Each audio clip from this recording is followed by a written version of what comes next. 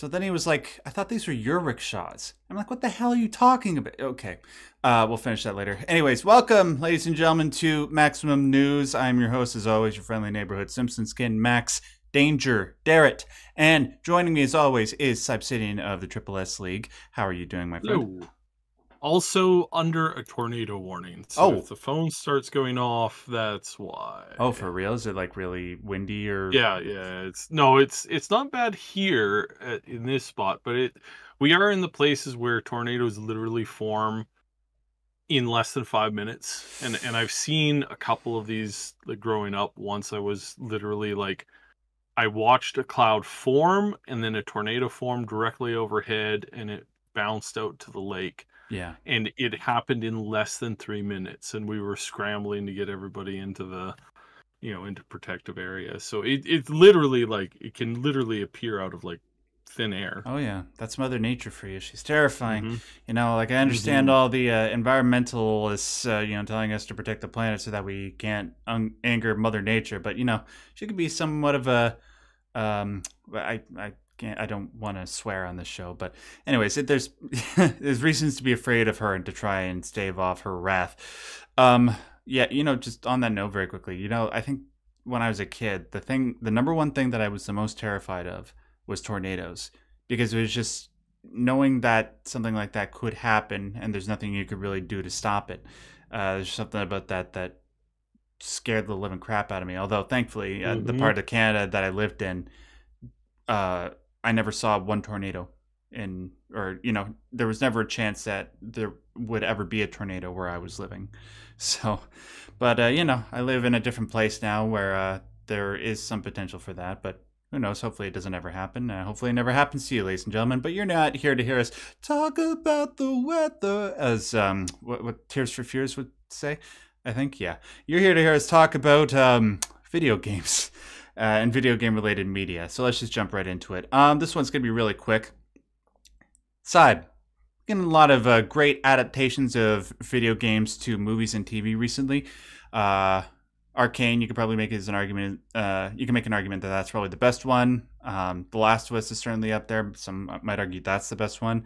I just yesterday I just finished watching the Castlevania Netflix anime. Saib, oh Mm-hmm. my god, is it good? I cannot believe how good it is. It's like some of the best action I've ever seen in any medium, Mm-hmm.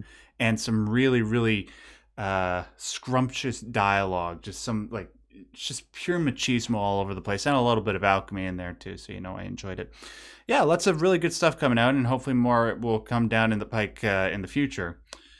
But one that came out recently that hasn't been all that well received, and it pains my heart to say this, is Halo. And Mm-hmm. as a longtime Halo fan, I have been waiting for a solid Halo adaptation ever since 2001, ever since I became a fan of it. And, back in 2005, we were supposed to get a movie directed by Neil Blomkamp, the guy who directed District 9.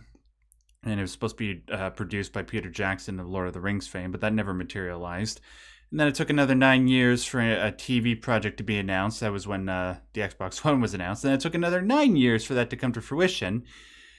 And Which is yeah, it's so aggravating that it took that that long. long. And it's too late too. It can't. Mm-hmm. It should have been a Halo project, TV or movie or whatever. Should have been in development sometime between the years 2007 and 2012. That was the apex of Halo's popularity. It shouldn't have been 12 years after 2012, which was when Halo 4 released, and the sort of decline in its popularity really started to happen. Yeah, so yeah, 2022 through 2024, definitely not the best time, especially when it sort of become a lol cow for a lot of people, and that breaks my heart. And it even breaks my heart even more that nobody watched it. And Saib, I'm one of the biggest Halo fans on the planet. I didn't even watch it because I Yeah. knew, just from what I could tell from the marketing and from what everybody was saying online, that they were messing it up. And I didn't want to have to wait 2 seasons to get to the Halo ring. The series that the show is named after. And from what I understand, if season 3 were to happen, that's what they were finally going to get to Halo. But Yeah, totally deviated from the source material. Obviously, the big thing that people tend to point out the most is the fact that Master Chief barely ever wears his helmet, which is a big mistake. I think that's just an iconic element that you should have been able to work around. I know it's hard, but I mean, there are ways that you could have done it. You could have spoken to me. I could have offered you some suggestions. So I yeah. think well, I think when I think back to, like, early, like, YouTube, I think back to all the self-made projects. Oh I mean, yeah. Red versus Blue themselves, and I mean, I know they ended in sort of a bad way, but it's like they I I look at the Halo possibility of it, like, the franchise and the television show capability, and I think to myself, I literally think, that I always go back to this. In the South Park episode where they're talking about, like, debt and stuff like that, and the boys go into this room where a bunch of bankers are sitting around, and they chop a chicken's head off, and they let the chicken go into basically like a Wheel of Fortune kind of like thing, Yeah. and it waters around, and like some guy plays a little bit of music, and then the chicken like goes and then flops over, and that's what they decide to do financially for that would affect the entire country and millions and millions of people's like life savings. And they're like, that's I think that system of creating a plot for Halo would have been better than what they ultimately ended up going with. And Yeah. and also just the sheer, like, it was not hard for people to do. I mean, it was only like 3 or 4 years after the original Halo came out that somebody actually made a warthog, like a Mhm. real warthog, like multi-action steering. Like Yeah, in case people don't know what a this was warthog, it's the main car from Halo that you it's can the drive. it's a military jeep with Yep, a yep. giant gun mounted on the back. And like there were like in the first like 2 years, somebody took a general Jeep and like kind of created like a kind of a mock-up, but the Warthog actually has like it has steering on both the front and rear tires. Mhm. Lets it do donuts really, really, really small, tight for and it's everything in the original Halo games was brilliantly designed. Mhm. The music was just amazing, and that story in and of itself is a nightmare looking back on it now. But just the opportunity that was there, and then the opportunity that was squandered because a bunch of idiots in boardrooms didn't understand basic, like, math. Like, and I mean that literally. They didn't understand basic, like, the very basics of their job. They didn't understand it. They were decades behind. A lot of these companies are now, have been either uh, bailed out, bought out, completely crashed, whatever. It's just been this like horror show one after the other. And then when they finally get around to doing something, instead of doing something like Forward Unto Dawn, which I think was a really, really well done show, I really liked that show. It was okay. I mean, It I there was love put into it. I will give it that. But Yes, yes, there was love put into it. Obviously, there was a whole bunch of things that could have been done better and slightly more improved, and I didn't always agree with the way that the story writing went, but just that was 1,000 times better than anything that Hollywood has attempted to do with this franchise ever, because they're just so full of themselves that they can't see the past the end of their nose. yeah, they And yeah. Go ahead. it's just such a wasted opportunity, because you could have turned an entire generation into having the Halo be the household name that it was building to be.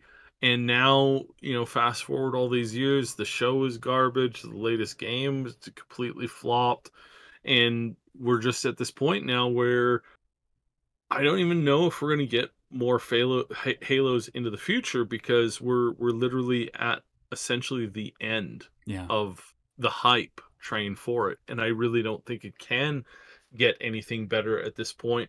I don't know what it would take. I don't know how it can recover, because it's just been so poorly done that I just don't see it. Yeah, I imagine if it's going to come back in any capacity at this point, it would just have to be a completely different game, maybe set within that universe where they're not really bound by lore. I've always advocated that they do something like a Star Wars Battlefront, but with Halo vehicles and weapons, and that would be amazing. That's sort of been my dream game for years. But at the moment, yeah, I don't see, like, if they're wanting to create live services and stuff around games like this, and they failed with Halo Infinite. I have a hard time imagining what they would do differently this time around. Yeah, I don't know, maybe, but anyways, the reason why we brought all this up in the first place, ladies and gentlemen, is to point out that because of all these failures, and the failures in regards to the show, the tepid fan response, plus the hundreds of millions of dollars that went into the making of the show. I'm assuming most of that went to the visual effects, which granted were pretty good for a TV show, a sci-fi TV show. Barely any of it went to the development of a world or a storyline that people wanted to invest themselves with. Because of all that, the show's been canceled. And yeah, I don't imagine that we're going to be able to see much Halo media or multimedia for that matter for the next decade or so. I do hope that at some point it makes a return because, you know, despite how much the Halo IP has been driven into the ground, it's still iconic. It's still Halo. I'd like to think that if they brought it back, if they gave it enough time and attention, it can make a comeback, sort of like what they're trying to do, it seems, with Perfect Dark. You know? Like, I imagine 10, 15 years from now, there's like some sort of E3 type of presentation, and Master Chief's helmet is in a trailer, and people lose their minds. And they're like, oh my god, Halo's making a comeback. That'd be cool. But yeah, it's sort of sad that we're talking about it in that capacity right now. So, yeah. Anyways, I don't know. Maybe some of the people that are watching or listening to this podcast right now, you watched the Halo show and you enjoyed it. If you did, more power to you. I'm glad. I wish I could share your sentiments, but you know, I'd like to hear if you did enjoy it, why you did in the comment section below. So yeah. Anyway, moving on to the next subject. Speaking of failing live services, Syb,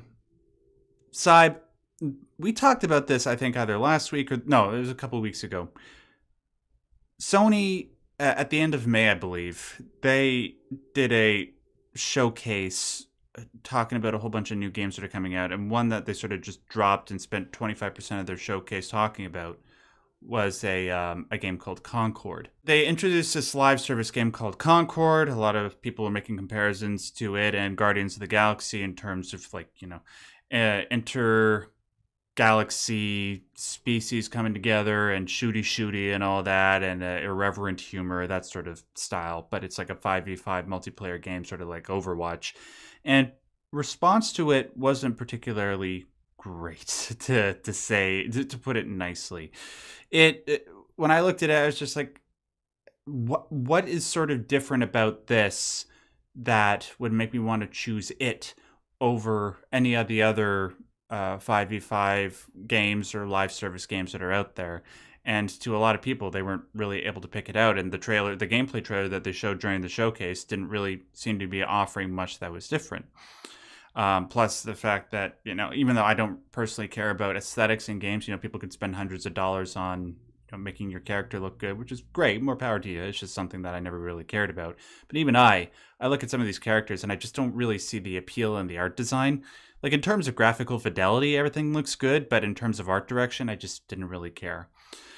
That said, a few days ago, my wife was like, hey, I'm curious about this Concord beta, because the people behind Concord put out a free public beta that people could participate in, download, and just check out the game to see if they like it before it came out. I'm like, yeah, what the hell? Like, we've spent the last month and a half playing Elden Ring. Let's just divvy it up a little bit and see how bad this thing's going to be. And you know what, Syb? It's not bad. It's not that bad. I was shocked. And it really just comes down to one factor. You know, I was just saying how much I love Halo. Halo's been a part of my life for over 20 years. One of the main reasons why I hate playing games like Call of Duty or Apex Legends is because in those games, you die really, really quickly whenever you're up against somebody and you don't know what you're doing. With Halo, anytime you encounter an enemy, it takes you about 4 or 5 seconds of engagement with the person that you're fighting to be able to kill them. And I've always preferred that because I don't have the reaction time that people that tend to play games like COD tend to have, where they're able to spot a person and within a millisecond be able to take them out. That always just stressed Yeah. the hell out of me. With Concord, they brought in that Halo type element where it takes you a few seconds of engagement to kill people. And Mhm. the combat, the gunplay, it legitimately felt good. And there was enough creativity there where it's like, okay, I see the comparisons, like the reasonable comparisons to Overwatch, but there was enough there where I was able to sort of craft its own unique gameplay flow. But it's not really enough for me to be like, well, is this something that I want to invest hours of my life going through a battle pass, leveling up, getting different ranks, getting different rewards? Like it's not as fleshed out as other live services or games of its ilk, like Overwatch, like Destiny, like Apex, like Warframe. Even though the underlying combat is decent, and like, some I can understand why some might say they really really like it. It's just it's not enough. And so after 2 or 3 hours, you're like, yeah, that was okay, but it's like there's so many other games that we got to get to that we know we'll be able to have a blast with that I just don't really see why I would spend all that much time with it. And you know what? It seems like that sentiment is pretty consistent with not just the people who played the beta, but anybody who heard that there was going to be a beta. So check this out. I'm only able to derive the numbers from Steam in terms of people who participated in the public beta, but check this out. The all time high for people playing the Concord public beta was 2,388 all time on Steam. To put that into contrast, Overwatch 2 for Steam, their all time high was 75,608, and the last 24-hour peak was 42,000. For Destiny 2, their all time high was 316,000, and their 24-hour peak was 74,000. Apex Legends, 624,000 all time peak, 227,000 24-hour peak. Warframe, 189,000 all time high, 61,000 people playing it in the last 24 hours.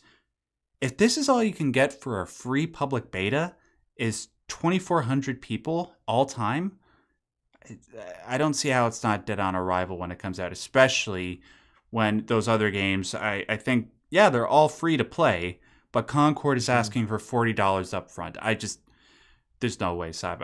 I don't see how this doesn't end up being a failure on par with, if not worse, than something like Suicide Squad killed the Justice League. I don't know. Like, Mhm. am I off base here? What do you think? No, I think you're right. I do, and we've talked about this before, but I 100% agree that slower combat is nicer. And that unfortunately there has been this big division in especially the FPS community or the shooter community, whether it's the first person or third person, where there's so many people who hate bullet sponges, like just absolutely hate it. I dislike bullet sponges if there's not if you don't make progress. And this is why like Mech Warrior is one of my favorite games. By the way, during my um no internet availability time, I have managed to finally play through a large chunk of actually I think I've played through every single main mission in Mech Warrior 5. Oh, good. Managed to get over the motion sickness for it. Um, it just boiled down to tweaking some options and getting a better machine, which I finally had.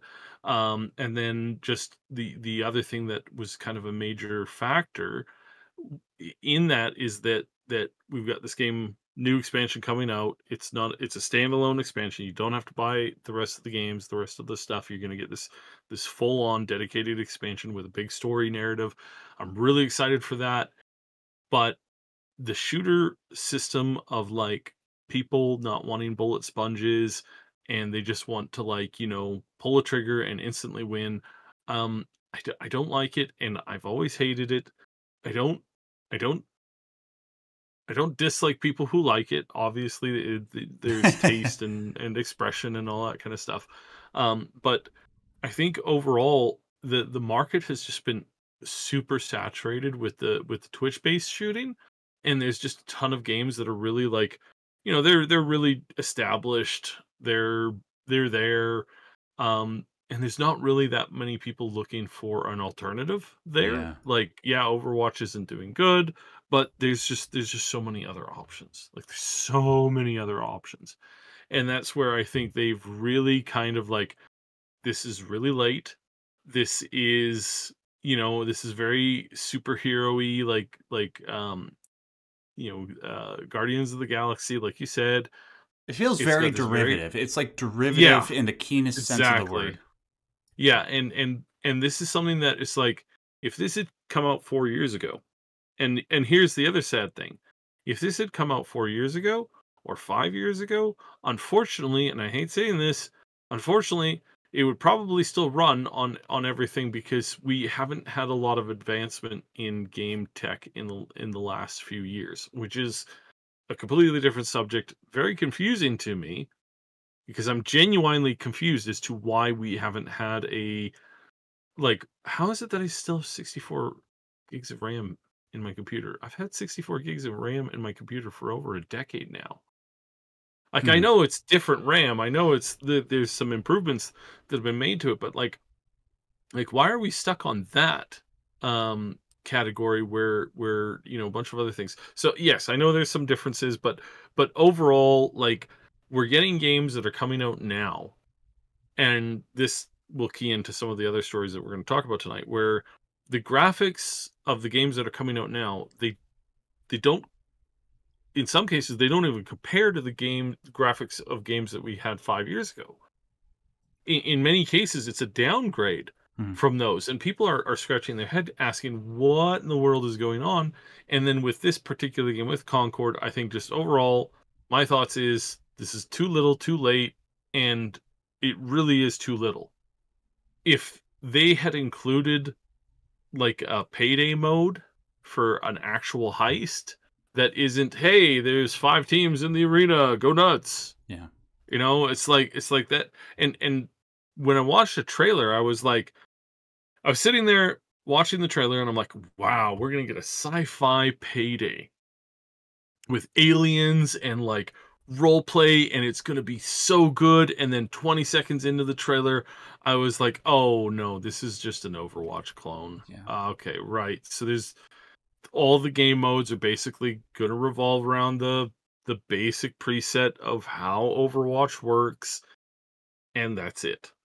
That's Yeah. the end. There's That's what we're getting. there's no element that makes it stand out. And like, Mhm. even for me, even though I do greatly appreciate what they're trying to do with the gunplay, it's just there's not enough in terms of like even with the game, from what I understand when it comes out, there's not going to be enough in terms of game types. I'm not really interested in the ongoing story, unless I hear it's like one of the best stories in gaming, which Mhm. might prompt me to want to check it out a little bit more. I'm just I'm good. I've already Syb, this is how bad it is. I love Halo, right? Mhm. I used to play Halo Infinite a lot, despite all the crap that it has been, getting, and in some a lot of respects, rightly deserved. I deleted it because it just pisses me off too much. Because I'm usually the Mhm. best person on my team, and everybody else.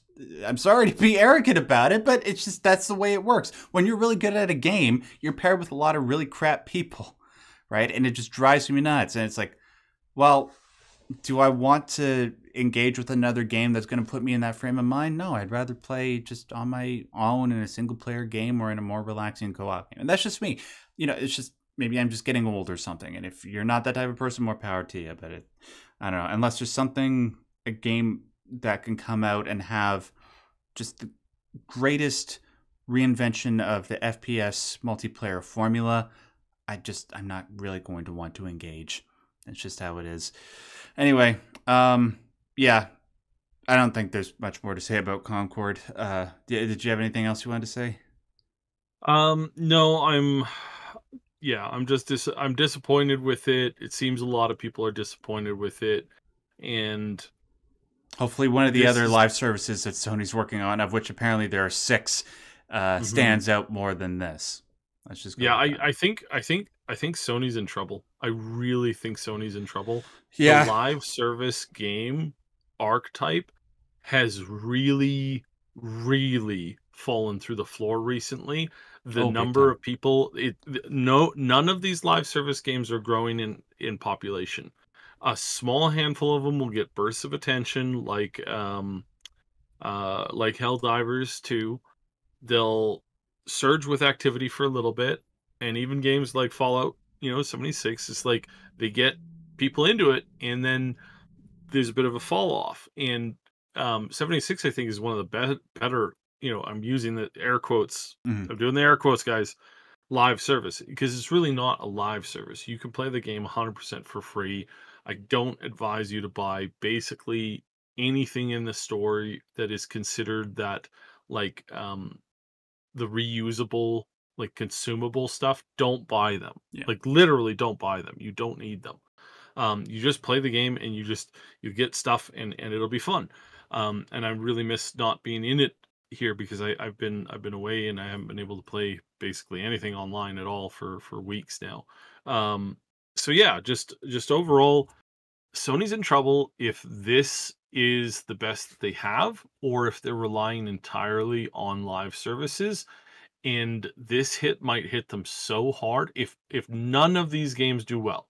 If all of them come out to the same level of interest, a few thousand players, Screw. Sony is in big, big trouble. Mark my words, if they don't have anything else other than this garbage, we are going to see the great Sony fall so hard on their face. Oof, Yeah. I would not want to be in that boardroom. Yeah.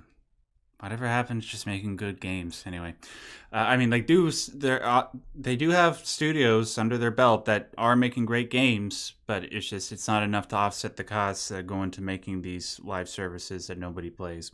Anyway, moving on to large companies making stupid ass decisions. Ubisoft, got a couple stories about them. There's this game coming out. Is it next month that Star Wars Outlaws is coming out? Oh man. I think so. Okay, Yeah. wow. Okay, yeah, I think it's at like August 30th or something. I'll double check that in a second. Yeah, Star Wars Outlaws. I've been I don't know. There's something about this game that even though I have no faith in it, I'm just infinitely curious about. $150. Yeah. Yes. 100 Yeah. That's all we have $150. to say. Yeah, $150. If you think that's reasonable, then I mean, I don't know what to do with you, but that literally should be all that we have to say about this game. But no, we're going to talk about it anyway. Yeah. It's out Um, at the end of August, August 30th. but you know what? Okay, thank you, sir. So August 30th, Saib, I suppose the reason why I just keep wanting to look at this game is because the prospect of an open world Star Wars game in the modern era with all the advances in technology that we have makes me want to believe that it's going to be good. And it's not like there hasn't been one or two things that I've seen from Star Wars Outlaws that I haven't liked. I like that they're trying to do like space to surface and surface to space transitions in your spaceship. That's awesome. That was pretty much what made me want to play No Man's Sky when it was announced back in the day. Just the notion that I could do something like that was amazing. And they seem like to be integrating it quite well into the game. I also like what they're doing with the world design. From what we've seen in the trailers, it looks very Star Wars. I like when you look at the big expanses of the different worlds that you could travel to in Star Wars Outlaws. It looks really cool. But like you said, there's the typical Ubisoft business practices where they're locking missions behind like paywalls and deluxe editions and stuff like that. Some of the close-up stuff in terms of graphics looks very bad. I think the comparisons between the main character Kay and Matt Damon from Team America World Police are apt. And the gameplay, from everything that I've been able to glean, just seems very, very standard Ubisoft open world fare. But, because I just like the promise of a good open world Star Wars game, I just maintained hope. Well, coming up on its release date, there's a bigger push from marketing, and one thing that has been released this past week was an IGN exclusive, that they tend to get access to games a lot earlier than other gaming publications, and they released 10 minutes of relatively, there's some edits here and there, but relatively unedited gameplay footage from the game. And it's footage of the main character Kay going into a dead Sarlacc pit so she can obtain a pristine Sarlacc tooth that she can sell on the black market. Naturally, a competitor steals it from her and she chases after them. They engage in a firefight and she manages to take it back. She brings it to, like, what are those things that with the red eyes glowing out of the dark hoods and they go, Houdini? They're not Ewoks, they're Jawas. Jawas, thank you. Yeah, the Jawas. She brings it back to them and she gets like a turret placed on her ship. Yeah. Syb, it looks rough. I'm like, okay, this is your moment to really put your best foot forward here and to sort of really build up hype. You know, IGN is a pretty big gaming publication, and this is what you want to do. So in case you guys haven't seen it, the first thing that I noticed when the gameplay started was some of the really bad gaming, like the really bad textures in the close-up environments at the rocks. There's this really weird shadowy pixelation around the main character's head, which was very off-putting. Somehow more off-putting than her face. Sorry. But yeah, it's like, sorry, like, this isn't a sexist, it's a graphics thing, okay? Yeah. It's also a design choice. Yeah. And again, I have to harp on this. Ubisoft, EA, all these big companies, what the hell is wrong with you? Just give us a character creator. How hard is this? You had one in Mass Effect, for blankety blank sakes. Mm-hmm. Just give us a character creator. Stop trying to shove Hollywood down our throats, because that's really what it revolves around. They're cloning characters so that they can sell those characters. Yeah. To you as like registered toys and stuff like that. Because that's where a lot not working. Yeah. I mean, even if it hasn't worked. Yeah, but that's the thing with Star Wars. The reason why it's still somewhat of a functional IP is because so many of their sales are done from toys. You know, and they have to keep doing stuff like that. But anyway, the one thing about this trailer that I really liked is when she's on the speeder going through the sands of Tatooine. That looked pretty good. Not perfect, but pretty good, and like it just further solidified my belief that the far off art design, art direction, when you're just traveling through the planet and just looking off at stuff in the distance, it looks really damned good. It's just when stuff is up close that it looks really muddy and not polished at all. And that is especially true when she goes into the Sarlacc pit to get the tooth. And for like 2 minutes, she's walking through the dead carcass, not really doing anything. Like the most that she does is she just blasts away a couple of rocks in her way to get through, which I suppose would be fine if it's just like a mission that you do in the first hour or two of the game. But if this is something that you're going to be doing consistently over the course of like 50 or 60 hours, it's not really intriguing. And then she gets out of the Sarlacc pit, and then the competitor comes to confront her and take it away so they can sell it. And Syb, how do I describe this? You know, in the era before video games had ragdoll physics? Well, when Kay, her competitor, throws a grenade at her to try and get the Sarlacc tooth off of her, she dives out of the way, and the way she dives is sort of like what you would see in a 2003-2004 shooter game, where the jumping animation is pre-programmed and looks really bad. That's what it looks like. It doesn't look organic or natural at all. But the worst part was what happens after she chases the guy and she engages in a firefight with him and a whole bunch of other rogues. For the most part, up until this point, it seemed like the game was running at a solid 30 frames per second. But when like explosions started happening and the shooting started happening, it's consistently dropped down to like 15 to 20 frames per second.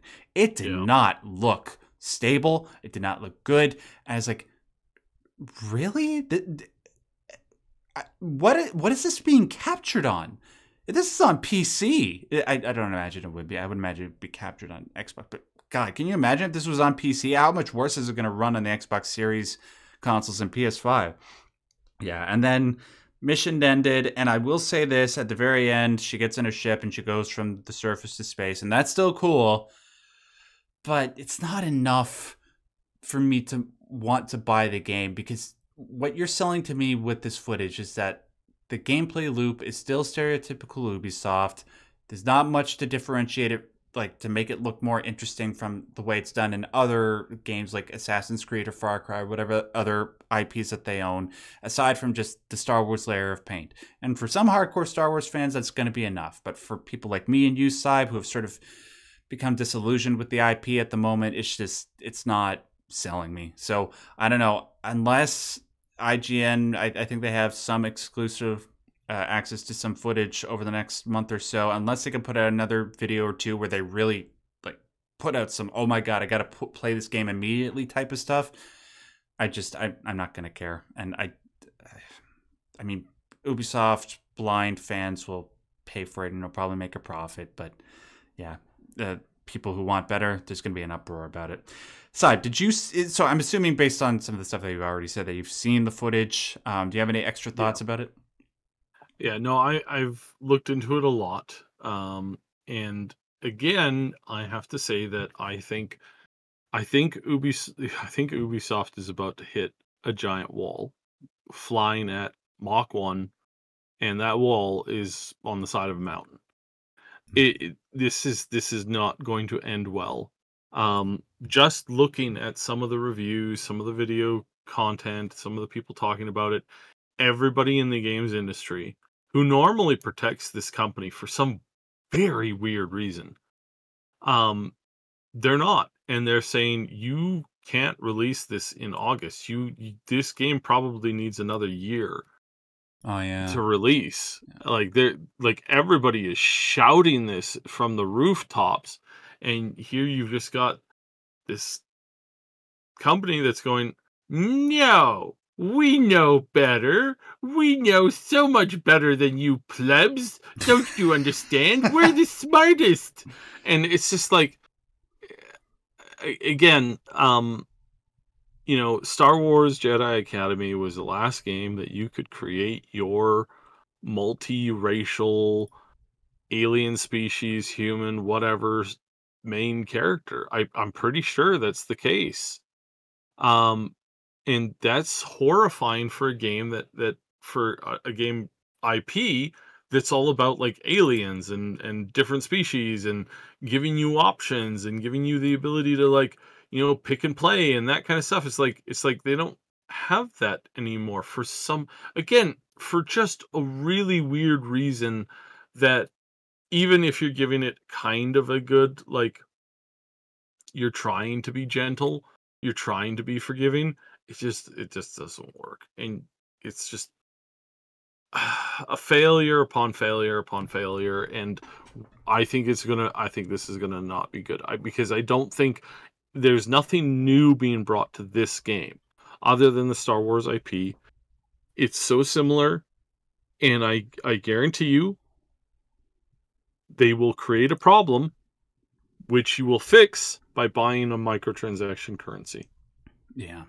Because Ubisoft has done this how many times now? The game will release without any of that stuff.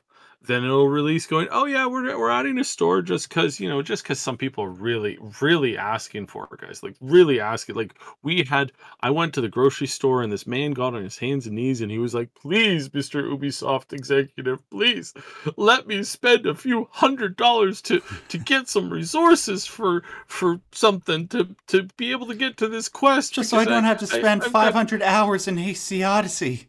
I got 3 wives and 15 kids, and I just really want to spend some little bit extra money because I don't have the time. And then they'll go, oh yeah, sure thing. And then a couple months after that, oh look at that, the resource that you naturally get in the game has been nerfed by 90%. Oh no! If you want to play the game, you're going to have to do this. And again, my mind goes right back to South Park. Kyle talking to those Cable the guys. cable installer, the cable guys, just like, Oh, oh, that's darn it. inconvenient, is it? Oh dear, oh my, oh, that's inconvenient for you. Then we better get somebody out there to fix that. Could be like 2 or like- 3 weeks. And it's just and again, I understand there's some people who really like Ubisoft, and again, I know you have your style and your genre of game that you enjoy, but you are being fleeced $150 for this steaming pile of garbage. Don't you have another Don't 100 get it. hours you can play into like one of the 30 Assassin's Creed games, or like into one of the 6? Yeah. I bet you I like 45 to 55% off by Christmas on a sale. Yeah. I really think that's what it's going to end up being. I don't see how it can't.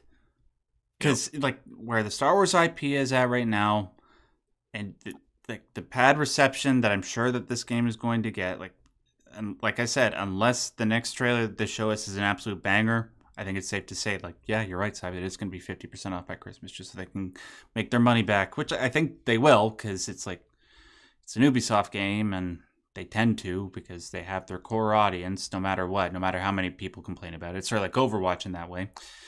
But yeah, but hopefully, because there's just going to be a huge cavalcade of problems that are happening both internally and in terms of the games that they release, that they are going to hit that wall. And I say hopefully, not because I want people to lose their jobs or anything, but it's just it's going to inevitably happen, and then there's going to be a necessary recovery and repair, just like the way the economy works.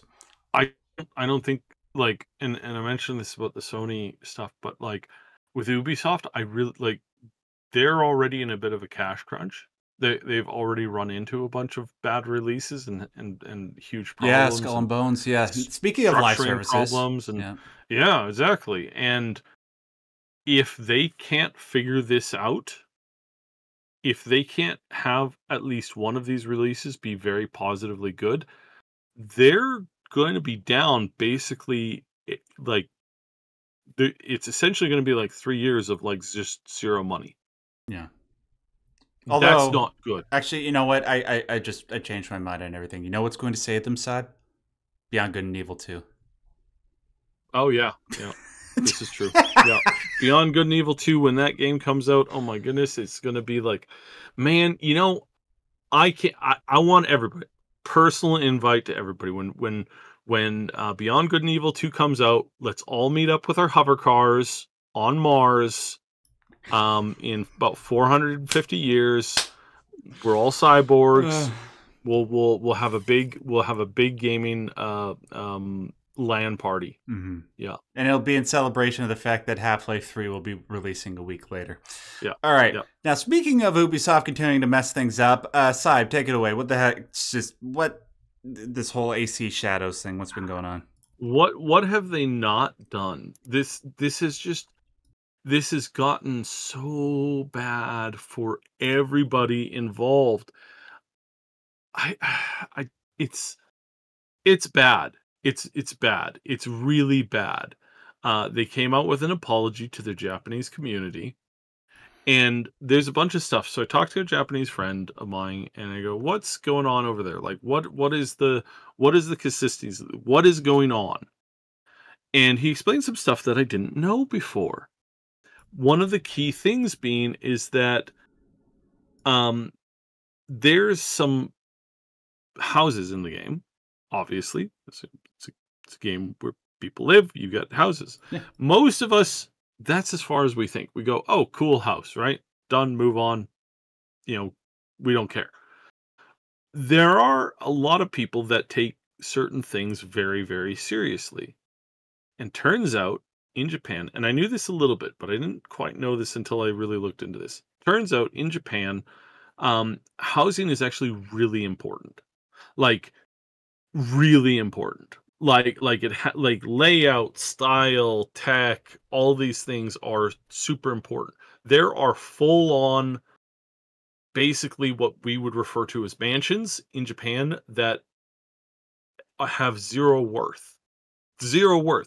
You have to, if you buy the lot, you have to bulldoze the house because it's out of style or it's too old. It doesn't have the fancy stuff in it that the new stuff does, or the structure of it is not in keeping with the current fad, and a whole bunch of stuff like that. Yeah, there's like where the Chinese have feng shui, the Japanese have feng shui. Yeah. Yeah. And it gets way more detailed. So some of the biggest celebrations and some of the biggest like events in Japan that have been going on for hundreds and hundreds of years and delved into their culture. So there's this one temple house that they build. They build it every I can't remember if it's every year or every 5 years. I think it's every 5 years. I could be wrong, don't quote me on that. And they burn it down every 5 years and then they rebuild it. It's a ceremony that showcases renewal, and it's literally like a very key part in some big states. And the construction of houses in Japan is there are families that have been building houses and working with wood and building wooden things. They have some of the most amazing no nail furniture and wood crafting in the world, and it truly is quite amazing. Why do I mention this? Well, because it turns out that housing is really important, and there are things and structures that are designed very purposely with reason. And if you were to say, take a fancy Chinese house that's rock solid, really looks good, all that kind of stuff, and you bring it over and you literally just put it in Japan. Anybody who walks up, sees the house or examines the house and realizes that it's a Chinese build with Chinese style, with Chinese like little things, the way that the door hinges work, all this kind of stuff. It's not just that they'll be upset or annoyed, it's that they will be massively insulted. Huh. And again, for some people, they don't understand how important certain cultural things play into this kind of stuff. And turns out, that's a big thing. Most of the houses in Assassin's Creed are designed off of Chinese styling. Now you go, are people really upset like this? And the message I sent earlier this morning was basically, for some people, this is basically akin because you're playing a game in a very critical time in Chinese history. And when they go in, they see Chinese structures and buildings and stuff like that. That's basically like, for some people, that's like you tearing down a church and replacing it with a different building for a completely different religion. That's like tearing down a flag, and putting up your own flag or a different flag. It is something that is considered not only a social faux pas, but an absolute taboo in, again, not everybody. There's lots of Japanese people who don't give a crap about this kind of stuff. But for a lot of them, that's seen as like basically like a form of colonialist assault. And they really do not like that. Yeah. I don't know. I don't know if you know, but China and Japan, not good friends. Very much not happy with each other, and was some very big things that happened in the last 100 years that made that so. Yeah. And on top of that, the 500 years before that. Yeah, and on top of that, Syb, I don't know if you knew this, but did you ever notice that when you're playing JRPGs, like the main boss that you fight at the end of the game, you're usually trying to kill a god? Mm-hmm. Yeah.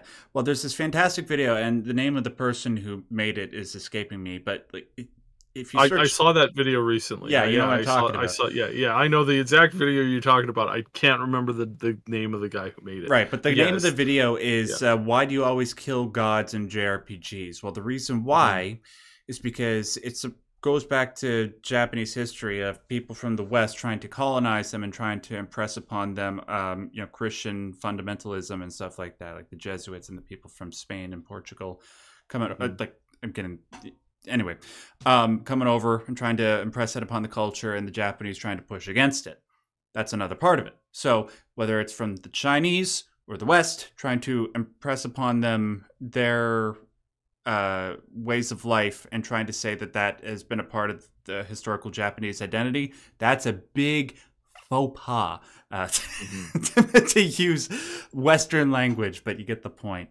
Yeah, so you're saying they're messing it up with the structure. That's bad. Yes, That's really bad. and the fact that the story, the we talked about this last week, where the guy who they based a lot of the stuff off of, he essentially quoted himself in Wikipedia articles, but pretended that it wasn't him.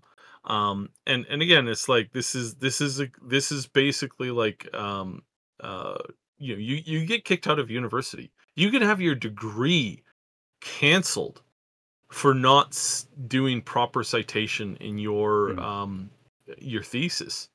And this is on that level of kind of stuff where they're seeing a lot of this. They're seeing not only this, but the structure issues, the story issues, the certainly the character himself. And again, one of the things that they've done is they've added it so you can romance multiple characters, which again in Baldur's Gate, perfectly fine. Absolutely love that. I think that should be in every game. Let me romance whatever characters I want, just with the exception of actively actively wanting to romance them. I don't want none of this, Dragon Age 2 stuff where the guy's like, yeah, my whole family died and I'm really sad about it, and you go, there chum, things will get better, and then the next scene you wake up in their bed and you're just like, what? My other choice of response was you dirtbag. Oh, sorry, I swore.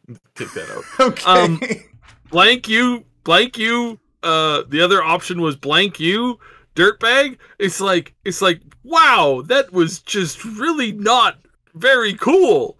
And so you have this stuff where they've done this now in this game. Again, I want everybody to be happy and do whatever they want.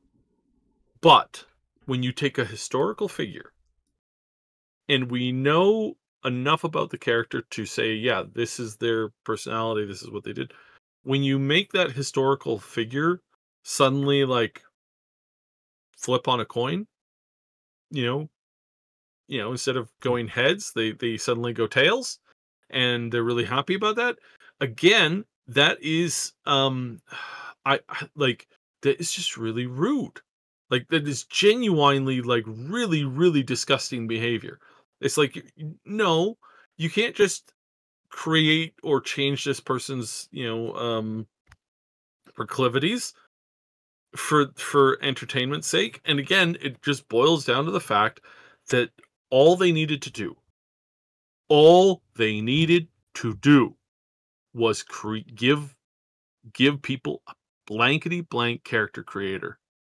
And you could just pick which story you wanted to follow with your own generated character. And here's a lore accurate, historical accurate way that they could have done that. You just have a ship full of a bunch of random people crash on the shore, and that's your character creator. It's been done a couple times before, used fairly frequently, but you know what? It really works really good when you're trying to do this, and then you just allude to these historical characters instead of trying to rewrite the historical characters and shoving your current modern day issues into their face, because turns out Asian community do not like this at all. Yeah. And again, I don't know if this game is going to be able to survive the release of this. They put this like 2-page apology out. They talked about how they're trying to, we share a passion for history and deeply respect and care for historical and cultural integrity for your rich heritage. Again, no, because if you did, you wouldn't have done half or pretty much all of the things you've done. And yeah, I'm calling them out. This was very stupid. It's getting worse. And again, the solution to this is to just stop trying to shove your arrogant, self-obsessed BS into this stuff. Because again, this is Ubisoft. And I'm sorry to point this out, Ubisoft didn't put women in their games until just a few years ago, and when they did, they laughed because they put a playable dog in at the same time, and this was widely reported at the time. Somebody in a certain boardroom laughed about, now people can play as the B word. Okay? So this is not a company that is your buddy. This is not a company that's friend. This is not a company that has the right to preach at you for this stuff. All we want from this company is to give us a character creator, to give us just the option to play as ourselves or our personalized avatars within the world. And why they can't do this is just absolutely infuriating. Because again, in this particular case, it's not like they're selling toys of the Assassin's Creed characters. I've never seen one. No. I'm sure there is somewhere, but again, you just throw on the general outfit. That's the outfit that it makes the character, not, like you look at Commander Shepard. Commander Shepard's in the N7 armor, looks good. That's their thing. That's what people want. Why are we constantly bashing our head on this stuff? And yeah, that's what's been happening, and it's compounding on all the stuff that we've talked in the previous weeks. And I think that we're going to see this and the Star Wars game. We're going to see them both fail and just miss their sales projections by a very large amount. I could be wrong, but I don't think I am. I am very curious as to what you all think, and please put your comments in the chat. Yeah, please do. And on that note, very quickly, I do still think that because it's an Assassin's Creed game that they are still going to make their money back. But I do agree with you because of all the controversy surrounding it and the way that it seems like consumers nowadays are being able to rally themselves together to not purchase games, that it is going to have some degree of an impact. I don't think it's going to be enough of an impact, but it's going to have enough of an impact that I think it's going to maybe hopefully have Ubisoft start to self-reflect just a little bit. Maybe not enough, but just a little bit. Anyways, guys, we've gone for almost an hour, and I got to take off. I got a bunch of running around that I got to do tomorrow. But thank you so much for joining us for this episode of Maximum News. Hopefully we'll have more positive stuff to talk about next week. If you're looking for more positive stuff to focus on, hey, Black Myth Wukong comes out in less than a month. I'm really excited for that. I'm going to see Deadpool and Wolverine on Friday, just like it seems like everybody else is. And yeah, a lot of people are excited about it. The reviews have been pretty good. So yeah, just try to meditate on that. I want to thank Syb as always for doing the show with me. Syb, anything you want to plug before we're done? Nothing right now. We're still kind of restructuring here. I'm hoping to get some sense of normalcy right away, but it might be a while. Yeah. And you guys, you can find me on primarily YouTube, but all the forms of social media, just at Max Derrat. I just put out a video on my channel. If you're into Elden Ring lore and mythology, you might want to go check that out, because I honestly think I've uncovered the answers to some of the game's longest running mysteries. And let me just say, if you're wondering what that snakeskin in Bonnie Village is doing there, I might have an idea or two. So go check it out. Anyways, guys, until we do this again next week, I want to remind you, as always and as per usual, stay yellow.